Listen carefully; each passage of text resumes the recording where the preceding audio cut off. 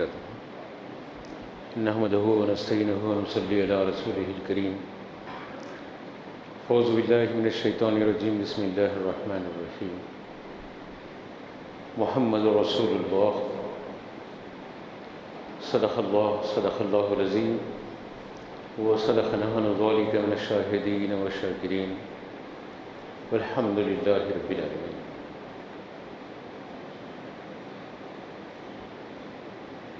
قرآن مجید کی وہ معروف آیت کریمہ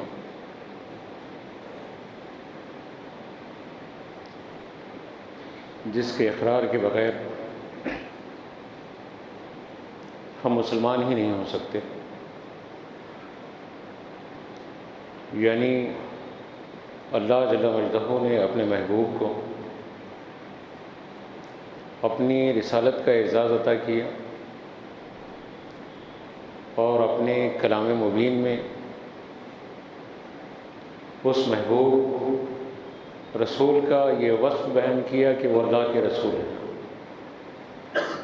کون اللہ کے رسول ہیں؟ ابہام بھی نہیں ہے، واضح طور پر کہہ دیا گیا کہ محمد رسول اللہ، محمد اللہ کے رسول ہیں۔ فیضان گرامی، عید میلاد النبی صلی اللہ علیہ وسلم کا یہ متبرک اور پرمسرت دن، اس دن میں ہم ایک مختصر سا مضمون اپنے ذہن و فکر میں سما کے اٹھیں گے کہ نبوت کی ضرورت کیوں ہوتی ہے، کیا ضرورت ہے اقرار نبوت کی انسان کو، یعنی انسان کو کیا کھانے کے لیے نہیں میسر ہے، کیا پینے کے لیے میسر نہیں ہے، کیا جینے کے لیے آسائشیں میسر نہیں، کیا اس کو دنیا کی ساری سہولتیں حاصل نہیں ہیں؟ پھر نبوت پر ایمان لانا کیوں ضروری ہے، یا کسی ذات گرامی کو اللہ کا رسول ماننے کی ضرورت کیا ضرورت ہے؟ بے شمار عقل والے ہیں دنیا میں، جن کی عقلیں دیکھیں آپ، وہ چاند پر کمندے ڈالے ہوئے ہیں، سمندروں کی خاک چھان رہے ہیں، زمین کی پیمائشوں کو قریب سے قریب تر کر کے انسانوں کے پاس پہنچا چکے ہیں، فضاؤں کو مٹھی میں لے لیا ہے، اور یہ آنے واحد میں دور و نزدیک کے نظاروں کو آپ کی آنکھوں کے سامنے قریب کر کے دکھا دیا ہے۔ دنیا کے ایک کونے میں کوئی شخص بیٹھ کر بات کرتا ہے تو آپ کے کان کے پاس اس کی آواز کو قریب کر کے سنا دیا ہے انسانوں نے۔ یہ ساری چیزیں جب انسان کی اپنی کوشش کا نتیجہ ہیں اور انسان اس قدر عقل والا ہے، تو پھر اس کو نبوت کی ضرورت کیا ہے؟ کیوں اللہ کے نبیوں پر ایمان لانا ہے، اللہ کی کتابوں پر ایمان لانا ہے، مرنے پر ایمان لانا ہے، مرنے کے بعد میعاد کے سارے معاملات پر ایمان لانا ہے، یہ کیوں ضروری ہے؟ آنکھ جو دیکھ رہی ہے، عقل جو سوچ رہی ہے، کیا آنکھ کا دیکھنا کافی ہو جاتا ہے؟ کیا عقل کا سوچنا اور سمجھنا کافی ہو جاتا ہے؟ جبکہ یہ سب کچھ مناظر آپ کی آنکھ، میری آنکھ دیکھ رہی ہے نا، پھر عقید نبوت کی اور ذات نبوت پر ایمان لانے کی ضرورت کیا ہے؟ آپ کی اور میری عقل سب سمجھ رہی ہے نا، پھر ذات نبوت پر ایمان لانے کی ضرورت کیا ہے؟ تو میں آپ کو بتاؤں کہ آپ جو دیکھتے ہیں آپ کے دیکھنے میں اور میرے اور سب کے دیکھنے میں آنکھ دھوکہ کھا سکتی ہے، کھاتی ہے۔ نبوت کے تسلیم کرنے میں دو گروہ ہیں، ایک وہ ہے جو ایمان لایا اپنے نبی پر اور تقاضے نبوت کے مطابق اللہ کے رسول کو تسلیم کر لیا، ایک وہ ہے جو اللہ کے نبی پر ایمان لائے لیکن تقاضے نبوت کے مطابق تسلیم نہیں کیا، یہ سمجھا کہ وہ تو ہماری طرح انسان ہے، ہماری طرح کھاتے پیتے ہیں، ہماری طرح جیتے ہیں، ہماری طرح دنیا سے چلے جاتے ہیں۔ اللہ کا پیغام لائے تھے اور ہم تک پہنچا دیے، ڈیوٹی ختم ہو گئی اور چلے گئے۔ معاذ اللہ لکھنے والوں نے تو بہت سخت لکھا ہے، مر کے مٹی میں مل گئے، یہاں تک لکھ دیا گیا، نعوذ باللہ من ذالک۔ تو ایک گروہ یہ ہے، دوسرا گروہ وہ ہے کہ جو نبوت پر ایمان لایا اور تقاضے نبوت کو سمجھا، سمجھایا اور اسی پر گامزن رہ کے دنیا سے رخصت ہوا۔ یہ دونوں اسلامی گروہ ہیں، لیکن ان سے ہٹ کر ایک گروہ وہ ہے جو اسلام سے باہر ہے، وہ نبوت کو تسلیم ہی نہیں کرتا بلکہ خدا کو تسلیم نہیں کرتا، اس کا سارا بھروسہ اپنی آنکھ پر ہے، اپنی عقل پر ہے۔ تو پہلے ہم آنکھ اور عقل والوں کا جائزہ لے لیں گے۔ ہماری آنکھ جو دیکھتی ہے کیا وہ سچ دیکھتی ہے یا دھوکہ بھی کھاتی ہے؟ یہ دو ہی عدد ہے نا، دھوکہ تو نہیں ہو رہا ہے، یقین ہے دو ہے، یہ دو مائک ہیں اور میرے سامنے لگے ہوئے ہیں، دھوکہ نہیں ہو رہا ہے، ٹھیک ہے، آنکھ پر بھروسہ کر لیا گیا۔ لیکن بسا اوقات آنکھ ایسے دھوکہ کھاتی ہے، آپ دور ہیں اور بہت فاصلے پر ہیں تو یہ دو کے بجائے ایک نظر آئیں گے،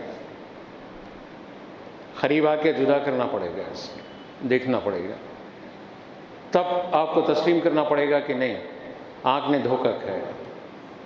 ٹرین میں بیٹھے ہوئے ہیں آپ، تیز رفتار ٹرین اپنا سفر طے کر رہی ہے، آپ باہر کے مناظر دیکھ رہے ہیں، آنکھ بول رہی ہے، یہ کوثر بھاگ رہے ہیں، یہ دریا بھاگ رہے ہیں، یہ پہاڑ بھاگ رہے ہیں، یہ جھاڑ بھاگ رہے ہیں، یہ انسان بھاگ رہے ہیں، یہ آبادیاں بھاگ رہی ہیں، یہی تو آنکھ بول رہی ہے نا۔ آپ کبھی ٹرین میں دیکھ کے نظارہ دیکھ رہے ہیں، یوں محسوس ہوتا ہے کہ یہ چیزیں آپ کے سامنے سے بھاگ رہی ہیں، دوڑ رہی ہیں، دوڑ رہی ہیں۔ یہ آنکھ دھوکہ کھا رہی ہے، دوڑ تو آپ رہے ہیں لیکن محسوس کیا ہو رہا ہے؟ آنکھ کیا بتا رہی ہے؟ وہ مناظر دوڑ رہے ہیں۔ تو آنکھ پر بھروسہ ہمیشہ کامیاب نہیں ہو سکتا۔ چلیے ایسے ہی آپ ٹرین میں بیٹھے ہوئے ہیں، آپ کے بازو پٹری سے ایک ٹرین جا رہی ہے، تیز رفتاری سے وہ جب جاتی ہے تو آپ کو یہ محسوس ہوتا ہے وہ نہیں جا رہی ہے، آپ جا رہے ہیں، محسوس ہوا ہے نا کبھی؟ حالانکہ جا کیا رہی ہے؟ آپ کے پڑوس میں جو پٹری ہیں، بغل میں جو پٹری ہیں، وہ پٹری پر ایک ٹرین دوڑ رہی ہے اور آپ یہ محسوس کر رہے ہیں کہ جس میں آپ بیٹھے ہیں وہ دوڑ رہی ہے۔ نظر و عقل دھوکہ کھا رہی ہے نا، کھا رہی ہے۔ ایسے ہی آپ ایسا کریں کہ ٹرین کی پٹریوں پر آ کے ٹھہر جائیں، ٹرین کی پٹریوں پہ آ کے ٹھہریں اور اس کے بعد آپ دیکھتے جائیں تو پٹریاں آپ کے سامنے سے دو پیرالل منزلوں کی طرف سفر کر رہی ہیں، لیکن تھوڑا تھوڑا تھوڑا فاصلے کے بعد آپ دیکھیں گے وہ دو آہستہ آہستہ قریب ہوتی جا رہی ہے۔ آپ کی عقل، آپ کی آنکھ تسلیم کر رہی ہے اس بات کو۔ اب دیکھنے کے مناظر، آنکھ کا بھروسہ، عقل کا اطمینان آپ کو یہ بتا رہا ہے کہ یہ پٹریاں قریب ہوتی جا رہی ہے اور بہت دور جانے کے بعد میں ایک ہو گئی ہے۔ کیا یہ سچ ہے؟ سچ نہیں ہے نا؟ تو ایسے ہی اگر ہم آنکھ پر بھروسہ کر لیں، عقل پر بھروسہ کر لیں، تو آنکھ اور عقل تو دھوکہ دیتی ہے۔ اب بھروسہ کس پر کریں؟ جن لوگوں نے اپنی آنکھوں پر اور اپنی عقل پر بھروسہ کیا، وہ جب خدا کی تلاش میں نکلے تو درختوں میں خدا نظر آ گیا، دریاؤں میں خدا نظر آ گیا، معاذ اللہ ان کو چاند و سورج میں خدا نظر آ گیا، آسمانوں کی بلندیوں کو خدا ان لوگوں نے تسلیم کر لیا، زمین کی وسعت کو دیکھا تو بھومی پوجا شروع کر دی، کہ ان لوگوں نے خونخوار درندوں کو دیکھا تو سمجھا کہ اسی میں خدائی ہے اور اسی میں خدا ہے، معاذ اللہ اسی کو خدا تسلیم کر لیا۔ تو یہ عقل اور آنکھ کی بھول بھلائیوں میں رہنے والے دھوکہ کھاتے رہے، خدا تک پہنچنا ان کے لیے مشکل تھا، ناممکن تھا ان کے لیے۔ تو خدا نے انسانیت پر، اولاد آدم پر احسان کیا، اور اس نے انسانوں کی عقلوں سے بھی ماورا، انسانوں کی سوچ و سمجھ سے بھی ماورا، انسانوں کی بصیرت سے بھی ماورا ایک بصارت والے رسول کو ہماری طرف بھیجا ہے۔ اور وہ رسول جب ہماری طرف تشریف لائے تو یہ دین عقلوں کے تابع نہیں رہا۔ وہ عقل جو دھوکہ کھائی، وہ عقل جو بار بار سچ کو جھوٹ اور جھوٹ کو سچ سمجھنے لگی، اس عقل کو ٹھکانے لگانے کے لیے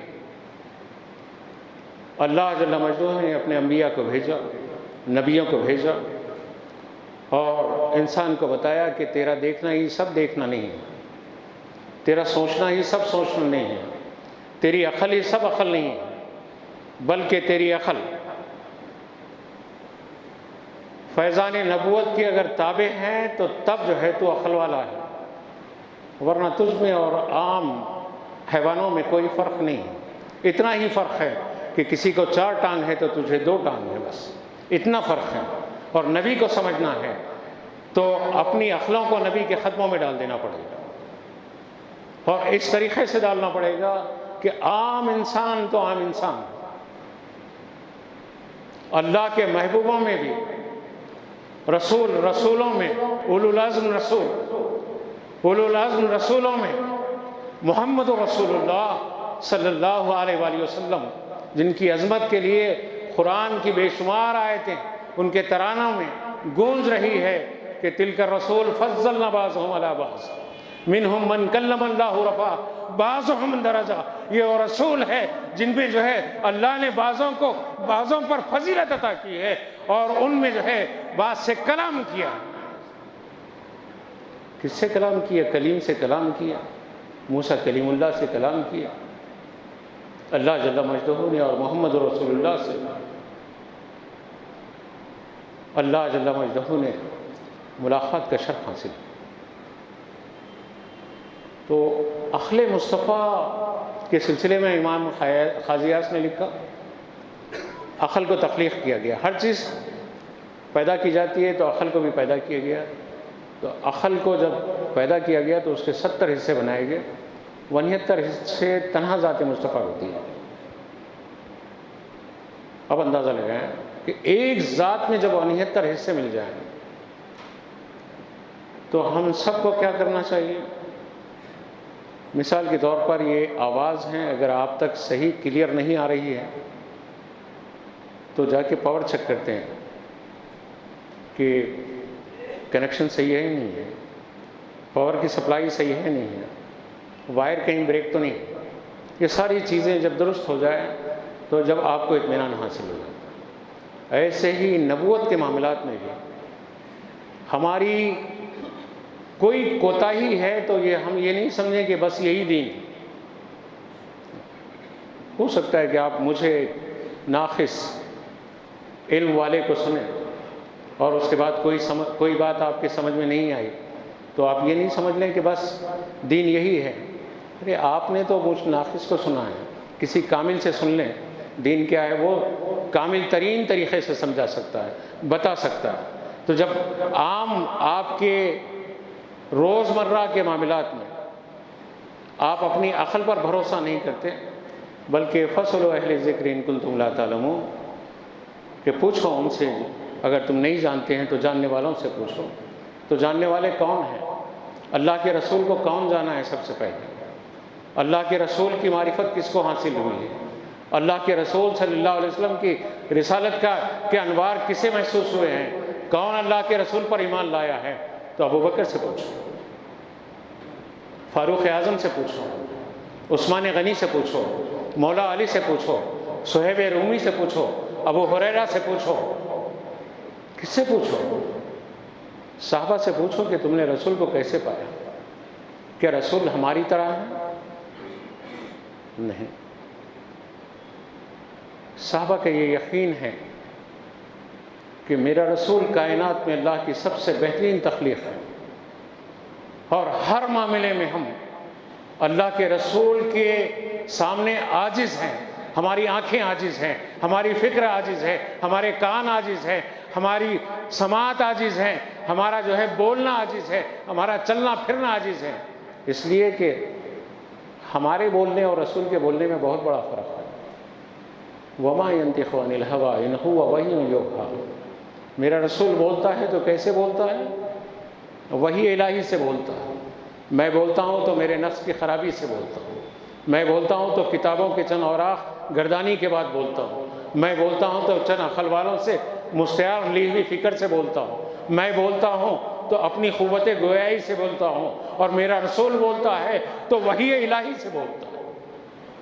میں دیکھتا ہوں تو میری ناقص آنکھ سے دیکھتا ہوں، اور میرا رسول دیکھتا ہے ما زاغ البصر وما طغیٰ، اس آنکھوں سے دیکھتا ہے کہ میں دیتا ہوں تو اپنے اس ناقص ہاتھوں سے دیتا ہوں یا لیتا ہوں، میرا رسول لیتا ہے تو خدا سے راست لیتا ہے نا۔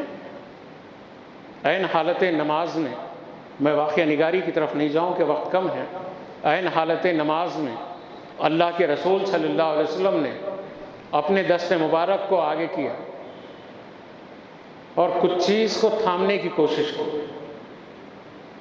کتب احادیث گواہ ہے، نماز کے بعد صحابہ نے پوچھا کہ یا رسول اللہ، آج نماز، عین حالت نماز میں آپ نے دست مبارک سے کسی چیز کو تھام رہے تھے۔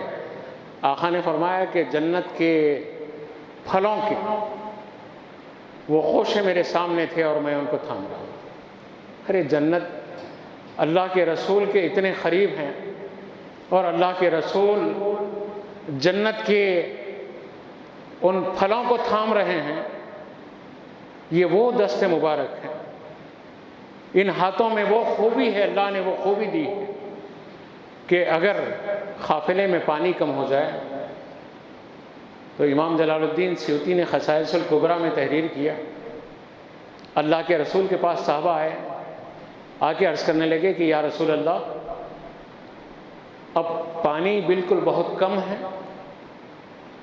سفر کی منزلیں طول و طویل ہیں، اور اگر یہ پانی استعمال میں آ جائے تو پینے کے لیے نہیں رہے گا۔ سرکار نے فرمایا کہ ایسا کرو کہ پانی اکٹھا کرو۔ پانی اکٹھا کیا گیا، ایک برتن میں جب پانی اکٹھا کیا گیا تو آقا علیہ الصلوۃ والسلام نے اپنے دست مبارک کو اس پانی میں رکھا، پنجاب رحمت کی نہریں جاری ہوئی، اور صحابہ اکرام نے اپنے مشکے سے بھر لیے، اپنے اونٹوں کو پانی پلا لیا، خود سیراب ہو گیا، اور اس کے بعد سرکار نے فرمایا کہ پانی بس ہو گیا۔ صحابہ نے عرض کیا کہ یا رسول اللہ بس ہو گیا۔ اب صحابہ نے یہ نہیں پوچھا کہ ہمارا ہاتھ بھی ایسے ہی 5 انگلی والا ہے اور آپ کا ہاتھ بھی ایسے ہی ہے، ہم پانی میں ہاتھ ڈالیں تو الٹا پانی ہاتھ کو لگے گا تو کم ہو جائے گا، لیکن آپ پانی میں ہاتھ ڈال رہے ہیں تو رب تعالیٰ نے اس میں چشمے جاری کیا ہے۔ صحابہ کو معلوم ہے کہ رسول ہماری طرح نہیں ہے، رسول حاجت روا ہے، رسول مشکل کشا ہے، رسول اس طریقے سے پیاسوں کی پیاس بجھاتے ہیں بھوکوں کی بھوک مٹاتے ہیں۔ حضرت جابر کے دستر پر صحابہ اکرام رضی اللہ تعالیٰ علیہم اجمعین کا وہ منظر آپ تصور کی آنکھ سے دیکھیں۔ حضرت جابر ہیں، جنگ خندق کا موقع ہے، سرکار کے قریب جابر آئے ہیں، سرکار کی بھوک کا احساس ہے، آ کے عرض کر رہے ہیں کہ یا رسول اللہ، میں آپ کے لیے گھر میں کچھ دستر پر طعام تیار کر کے آیا ہوں۔ سرکار فرماتے ہیں کہ ٹھیک ہے، صحابہ اکرام کو کہ چلو جابر کے گھر چلو۔ عجیب بات، حضرت جابر حیران ہیں، ایک بکری کا چھوٹا سا بچہ ہے جس کو ذبح کیا گیا ہے، مختصر سا کھانا ہے جس کو بنایا گیا ہے، اور سرکار ہیں کہ صحابہ اکرام کو 70 صحابہ اکرام کو بیک وقت جابر کے دستر کی طرف بلا رہے ہیں۔ بھوکوں کی بھوک کو کون مٹاتا ہے؟ پیاسوں کی پیاس کو کس نے بجھایا ہے؟ اور کون بجھا رہا ہے؟ کون کھلا رہا ہے؟ تیرا کھائیں، تیرے غلاموں سے الجھے، عجب کھانے والے، غرانے والے، کس کے دستر پر کھا رہے ہو یہ نعمتیں؟ کون پلا رہا ہے؟ کون کھلا رہا ہے تمہیں؟ کن کھیت و کھلیان سے یہ نعمتیں تمہارے دستر پر آ رہی ہیں؟ ذات مصطفیٰ کا صدقہ ہے۔ جابر کے دستر پر سرکار جب آئے، اور سرکار اقدس صلی اللہ علیہ وسلم کے المختصر یہ کہ برکت کے سبب میں 70 صحابہ اکرام نے اطمینان سے کھا لیا، اور حضرت جابر فرماتے ہیں کہ کھانا شروع کرنے سے پہلے جتنا تھا میں سوچتا رہا کہ کم تو نہیں ہوا ہے، کچھ زیادہ ہی ہے۔ بیماروں کو کون شفا دیتا؟ بے شک میرے رسول کو میرے رب نے وہ ساری نعمتوں سے مالا مال کیا ہے جہاں عقلیں دنگ ہو جاتی ہے۔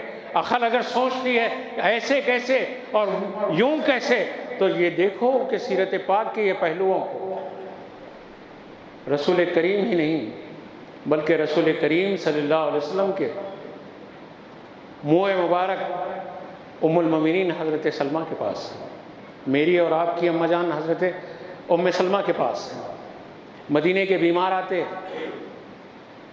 تو شفا خانہ ہے در مصطفیٰ، ام المومنین کرتی کیا کہ وہ منہ مبارک کو پانی میں ڈباتی، پلا دیتی۔ مرض کیسا بھی ہو دوا ایک ہے۔ عقل تسلیم نہیں کرتے، صحابہ کی عقلوں نے تسلیم کیا، صحابہ کی عقلوں نے مانا اس کو، اسی لیے کہ آمنو کما آمن الناس، ایمان کی حجت یہی ہے کہ جیسے جو ہے ایمان ان لوگوں نے لایا ویسے ایمان لانا۔ نئی بات، نیا انداز کچھ بھی نہیں ہے، کوئی نئی بات ہے تو وہ گمراہی ہو سکتی، کوئی نیا انداز ہے عقید نبوت کے سلسلے میں تو گمراہی ہو سکتی ہے۔ نہ اہل سنت کا کوئی عقیدہ نیا ہے، نہ کوئی عمل نیا ہے، یہ سب کچھ جو ہے حضرات صحابہ کی زندگی میں حضرات صحابہ نے اپنے رسول کی ذات سے اسی طریقے سے عقیدت رکھی، عقیدہ رکھا، محبت رکھی، تعلقات رکھے، اور تسلسل کے ساتھ یہ فیضان و جاری و ساری ہے۔ عقلیں تسلیم نہیں کرتی، تو دین عقلوں کے تابع نہیں ہے۔ اگر دین عقل کے تابع ہوتا، جیسے معاذ اللہ ایک پوسٹ مین کا کام جیسا تھا کہ وہ لائے اور لا کے پہنچا دیا، رسول آئے اور پہنچا دیا، یہی تو ذہن ہے نا، یہی تو فکر دی گئی ہے۔ یہ سب کچھ کیا ہے؟ یہ رسول کی محفلیں کیوں منائی جا رہی ہیں؟ یہ سیرت کی محفلوں پر کیوں اتنا خرچ کیا جا رہا ہے؟ یہ اس طریقے سے میلاد کے جلوس کیوں نکالے جا رہے ہیں؟ یہ دوستو، اگر یہ محفل کو اور اس کے اہتمام کو جاری نہیں رکھیں گے تو کیا ہوگا؟ ایک طبقہ تو جو رسالت پر ایمان ہی نہیں لایا، عقل کو سب کچھ سمجھا، اور دوسرا طبقہ جو رسالت پر ایمان تو لایا لیکن رسول کو اپنی طرح سمجھا۔ ان دونوں کے درمیان میں اس کائنات کے اولو العزم رسول کو سمجھانے کے لیے یہ محفل انتہائی بابرکت ہے، اور یہ بتانا یہ مقصود ہے کہ اے لوگو، تم اگر بھوکے ہیں، تم پیاسے ہیں، تم پریشان ہیں، تم بیمار ہیں، تو اللہ جل مجدہ نے خاصم نعمت محمد رسول اللہ کو تمہارا رسول بنایا ہے، اور ان کے ذریعے اللہ نے اس کائنات کو جو ہے، اللہ کے رسول نے فرمایا اللہ یؤتی انا خاصم، اللہ عطا کرتا ہے اور میں تقسیم کرتا ہوں۔ یہ تقسیم کا سلسلہ کس سے مل رہا ہے؟ کیسے معلوم ہوگا؟ اگر کمالات نبوت کا یقین نہیں کرو گے تو نتیجہ کیا ہوگا؟ ایمان مان پڑ جائے گا۔ مجھے ڈاکٹر حمید اللہ یاد آ رہے ہیں، وہ پیرس کی عظیم شخصیت جس نے اسلام پر کافی موقع خانہ کام کیا۔ ڈاکٹر حمید اللہ نے اپنے ایک مقالے میں لکھا کہ ساری دنیا کے اسلام دشمن طاقتوں نے جب یہ کوشش کی کہ اسلام کو ختم کر دیا جائے، ضمناً عرض کروں کہ اسلام کو ختم کرنا کون چاہتا ہے؟ اسلام زانیوں کو برداشت نہیں کرتا، زانی اسلام کو برداشت نہیں کرتا۔ اسلام شرابیوں کو برداشت نہیں کرتا، شرابی اسلام کو برداشت نہیں کرتا۔ اسلام قاتلوں کو برداشت نہیں کرتا، قاتل اسلام کو برداشت نہیں کرتا۔ اسلام ڈاکوؤں کو برداشت نہیں کرتا، ڈاکو اسلام کو برداشت نہیں کرتا۔ دنیا کا ہر برا اسلام کو برداشت نہیں کر سکتا، اور اسلام برائی کو برداشت نہیں کرتا۔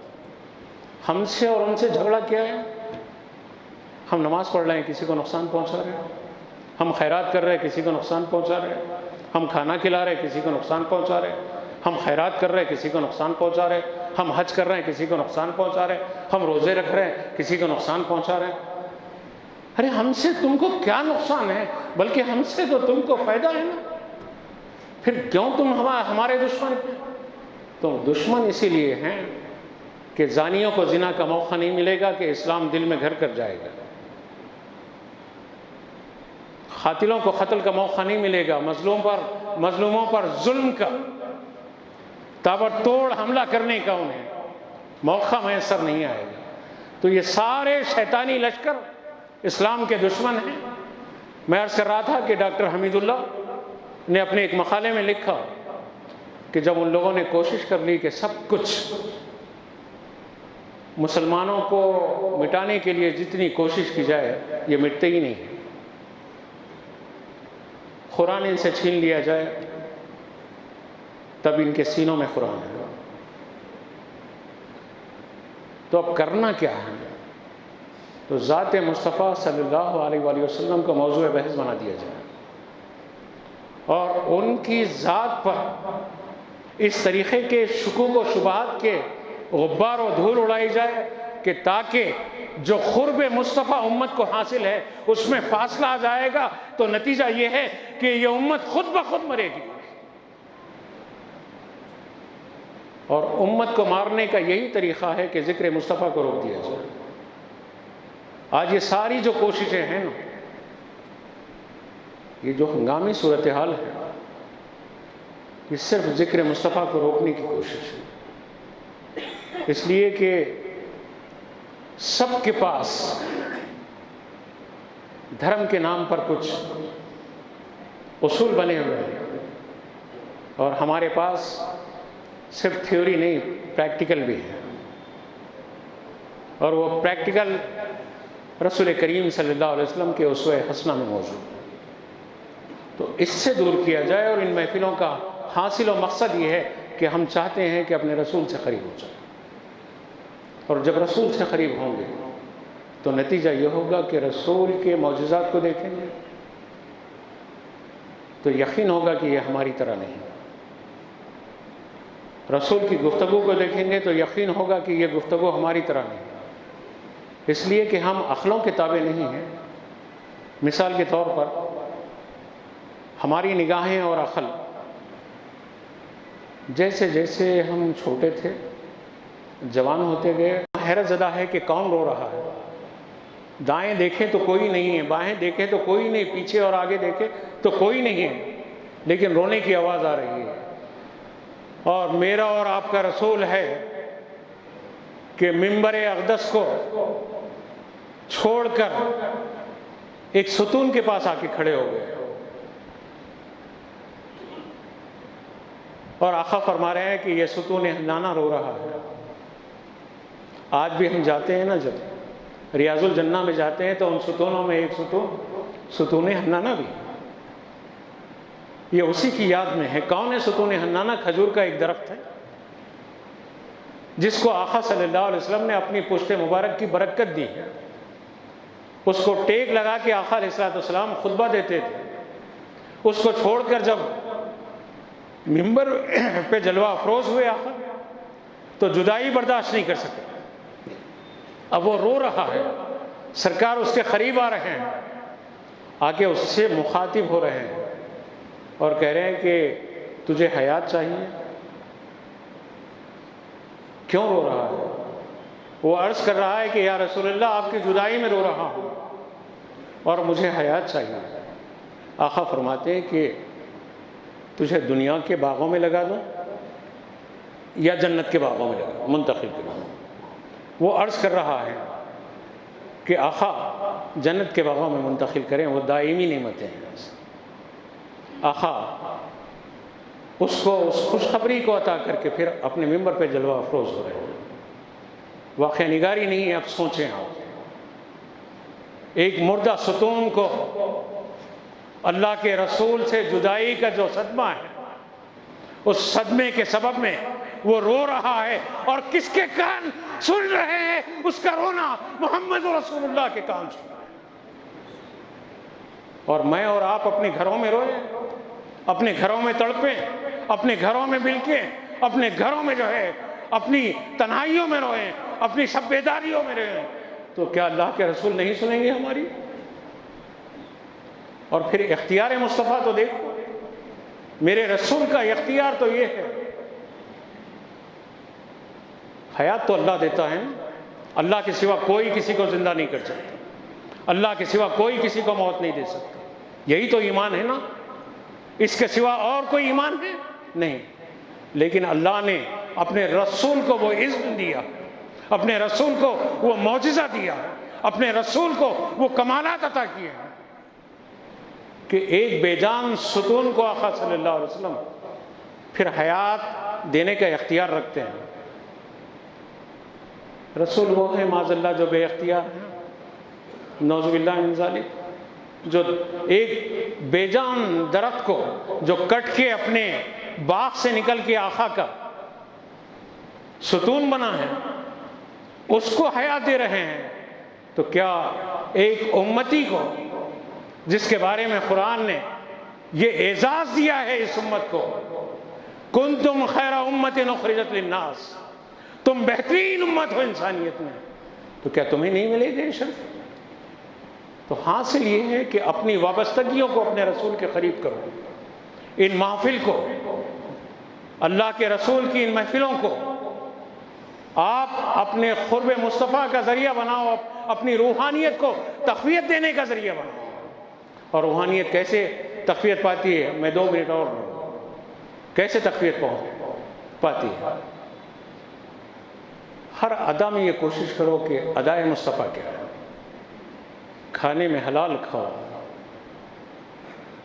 بولنے میں سچ بولو، دیکھنے میں بے حیائی سے کہ مناظر نہ دیکھو، سننے میں اللہ کی نافرمانی کے کلمات نہ سنو، چلنے میں اللہ کی نافرمانی کی طرف نہ چلو، عطا کرنے اور منع کرنے میں اپنے ہاتھوں کی حفاظت کرو. قرب مصطفیٰ کو پانے کا ذریعہ کیا ہے؟ زندگی کے ہر موڑ پر، ہر معاملے میں اپنے نبی کو اتنا قریب پاؤ کہ قرآن بتا رہا ہے النبی اولی بالمؤمنین من انفسہم، نبی تیرے نفسوں سے بھی زیادہ قریب ہے.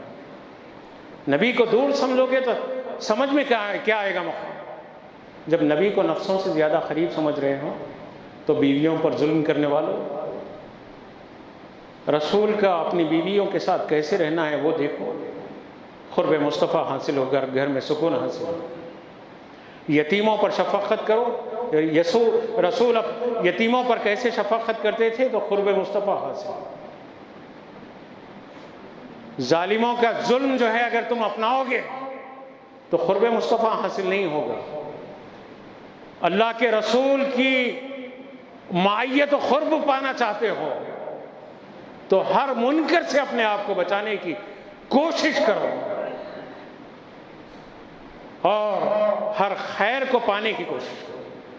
ان محفلوں کا مقصد صرف یہی ہے کہ ہمارے پڑوس میں یا ہمارے محلے میں، ہماری بستیوں میں مرحبا یا مصطفیٰ، مرحبا یا مصطفیٰ کے نعرے تو لگ رہے ہیں، داڑھی منڈا کے ناچ رہے ہو، فرانس کے خلاف آپ پروٹیسٹ کر رہے ہیں، فرانسیسیوں کی طرح اپنے سروں کے بالوں میں جو ہے نقش و نگار کر کے نکلے ہوئے، مرحبا یا مصطفیٰ۔ کیا تم فرانس کا مقابلہ کرو گے؟ رسول کا عملی جو ہے، جو اسوہ حسنہ ہے، اس کو پسے پش ڈال کر صرف نعروں سے بات نہیں چلے گی۔ اگر مقابلہ کرنا چاہتے ہو تم اسلام دشمن طاقتوں کا، اسلام کے مخالفین کا، تو تمہارے قول میں، تمہارے فعل میں، تمہارے کردار میں، عمل میں، اٹھنے میں، بیٹھنے میں، کھانے میں، پینے میں، چلنے میں، پھرنے میں، تجارت کرنے میں، ملازمت کرنے میں، ہر معاملے میں مرحبا یا مصطفیٰ کے نعرے رہے۔ عملی مظاہرہ ہے، عملی مظاہرہ تو کچھ نہیں، تاجر ہے چوری کر رہا ہے،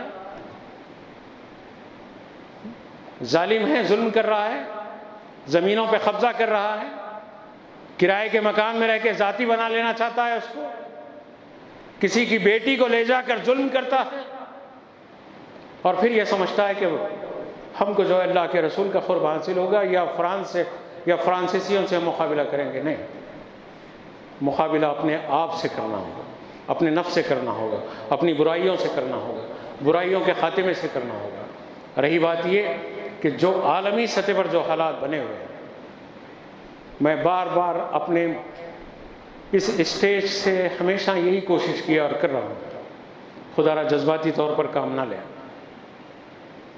آپ توڑ پھوڑ کے کوئی ماحول کو ادھر دیجئے، کیا بپا کرنے کی کوشش نہ کریں، قانون کو ہاتھ میں لینے کی کوشش نہ کریں۔ اگر اللہ کے رسول کی شان میں وہاں بدتمیزی ہو رہی ہے، اس ملک میں نہیں ہو رہی ہے، اس ملک کی ریاست میں نہیں ہو رہی ہے، اس ملک کے کسی گوشے میں چپے میں نہیں ہو رہی ہے، ہم کوئی ایسا کام نہ کریں کہ ظالم حکمرانوں کو ظلم کرنے کا موقع مل جائے یا گولی باری کا موقع مل جائے۔ آپ کی جوانی ہے اس کام کے لیے نہیں، آپ کی جوانی ہے مسجدوں کو سجانے کے لیے، آپ کی جوانی ہے اخلاق مصطفیٰ کے انوار کو پھیلانے کے لیے، آپ کی جوانی ہے ماں باپ کی خدمت کے لیے، آپ کی جوانی اس کام کے لیے نہیں ہے کہ تشدد کریں، جا کے جو ہے کسی کی عمارت کو پھونک دے، آگ لگا دے۔ نہیں، فرانس میں جو کچھ ہوا ہے وہاں کے مسلمان مقابلہ کر رہے ہیں، اور میں بہت احتیاط سے کہہ رہا ہوں یہ بات۔ فرانسیسی مسلمانوں کو سلام، تم نے صرف روڈوں پر مقابلہ نہیں کیا، بلکہ سوڈانی مسلمانوں نے تو کیا کیا معلوم؟ میری زبان پر پابندی ہے، میں بول نہیں سکتا،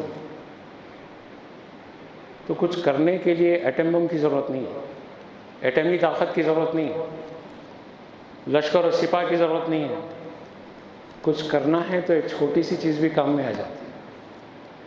رسول کریم کے دشمن کے لیے بہت بڑا آپ ایک توپ لے کے جانے کی ضرورت نہیں ہے۔ دشمنی اگر رسول کے دشمن کو کیفر و کردار تک پہنچانا ہے تو ایٹم بم سے نہیں، دل میں حب رسول سے ہی کام چل جائے گا، کافی ہو جائے گا، اور حب رسول کو سجائے رکھیں، اور ان محفلوں کو جاری و ساری رکھیں اطمینان کے ساتھ۔ جو جلوس نکل رہے ہیں اس جلوس میں اسلامی اخلاق کا پورا پورا لحاظ رکھیں۔ اسرا بیگم بیمار ہیں، ان کے لیے افسری بیگم بیمار ہیں، یہ اسرا ہاسپٹل میں شریک ہیں۔ مولا تعالیٰ اس محفل کی بابرکت ساعتوں کے صدقے میں اس بچی کو شفائے کامل عطا۔ میرے خاندان کی ایک بچی جو ڈاکٹر ہیں بلکہ ایم ڈی ہیں، صبح اس کو کرونا پازیٹیو آیا ہے۔ خاندان کے بیشتر لوگ پریشان ہیں، آپ کی دعاؤں کے محتاج ہیں کہ مولا تعالیٰ اس بچی کو بھی شفائے کامل عطا۔ اے اللہ ہم پہ رحم فرما مولا۔ اے اللہ جو ظالم اللہ کے رسول کی ناموس کے خلاف ہمیں اکسا رہے ہیں، اے اللہ ہمارے جوانوں کی حفاظت فرما اور ہم میں بدلہ لینے کی ایسی طاقت عطا فرما تاکہ وہ خود بدل جائیں، اسلام کی طرف آ جائیں پلٹ کے۔ ایسا بدلہ لیں ہم کہ ان کا کفر مر جائے اور ان کا ایمان جاگ جائے مولا تعالیٰ، ایسی طاقت و قوت عطا فرما۔ اے اللہ ایک فرانس سے نہیں، فرانس کی حمایت میں جتنے شیاطین آج تائید میں کھڑے رہنے کی بات کی ہے، ان کی نسلوں کو دولت ایمان سے مالا مال فرما۔ اے اللہ رحم فرما بجاہ سیدنا محمد رسول اللہ صلی اللہ علیہ وسلم۔